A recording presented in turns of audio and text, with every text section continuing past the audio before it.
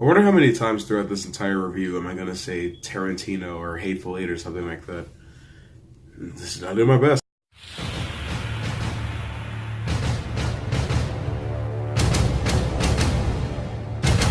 Bad Times at the El Royale. So Bad Times at the El Royale is both a mouthful to say and a movie about a group of random strangers who get stuck in a hotel during a rainstorm. Not at all anything like with The Hateful Eight, where a bunch of strangers get stuck in a shack during a snowstorm. Totally different. What are you talking about? But each one of them has a secret, and things start to unfold when you find out that for some reason the hotel is keeping tabs on everybody in there and watching them, seeing what they do. Now, I want to praise some performances real quick. Everybody in the movie, but specifically Jeff Bridges, Chris Hemsworth, and the kid that plays Miles. I cannot remember his name for the life of me, but I want to see this kid go places. He does a fantastic job, especially in the third act when you start finding out things about each one of the characters. You start wondering, well, what's Miles' thing? Then once you find that out, I also want to praise the way that the movie was shot and scored. The way that it was shot, there's a whole lot of mirror and reflection shots, and if you don't know how to shoot a mirror shot or a reflection shot at all, then you don't understand why that's such a big deal to me.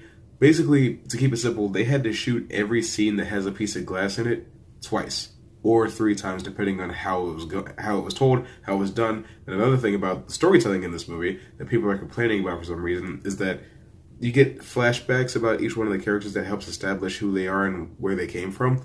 I think that's really important because if I'm supposed to be worried about the fate of this character, I have to be at least knowledgeable on how they got into the situation that they're in now. In fact, if there's anything that I didn't like about it is that there was a plot point in it that was very underused. The hotel is built right on the border between California and Nevada, so half of it is in California, half of it is in Nevada.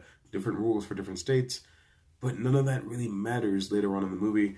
It's just a neat thing that leads to a couple comedic gags earlier in the film, but apart from that, it's just a design choice more than anything else.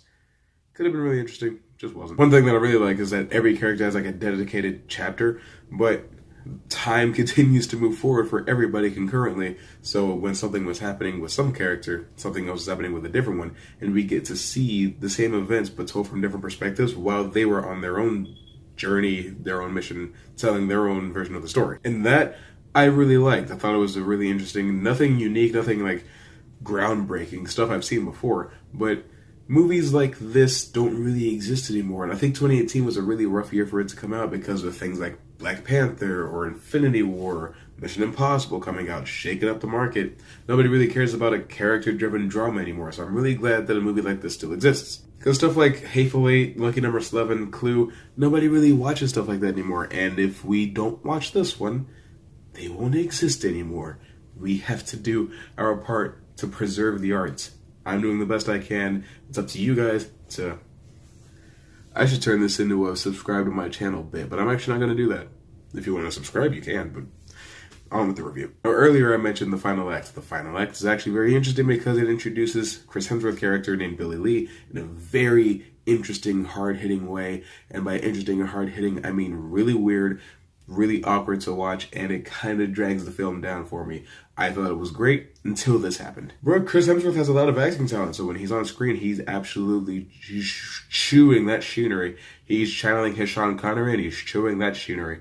He steals the show better than anybody else in the movie, and I would have liked more of him on screen, just not quite doing what he was doing. All in all, I thought this movie was well shot, well paced, well scored. The edits, there's a lot of long takes, but when they do quick edits, I said do, a lot of times it can be really rhythmic and it's timed up with the score really well, and I really like that. Just little artistic choices like that can make or break a movie for me, and in this case it made it. I liked everything about the way that this movie was made, and I think it's a pretty great time, but I don't really want to watch that whole Chris Hemsworth angle again, so unfortunately, I have to say that this movie is only worth the price of admission. I know. But what's your favorite mystery whodunit, who killed the people movie out there? Mine's Hateful Eight, obviously. When I said that I wanted to see this movie, I compared it to Hateful Eight very deliberately because I love me some Quentin Tarantino. But that's not what this is about. I will review every Quentin Tarantino movie, just give me some time.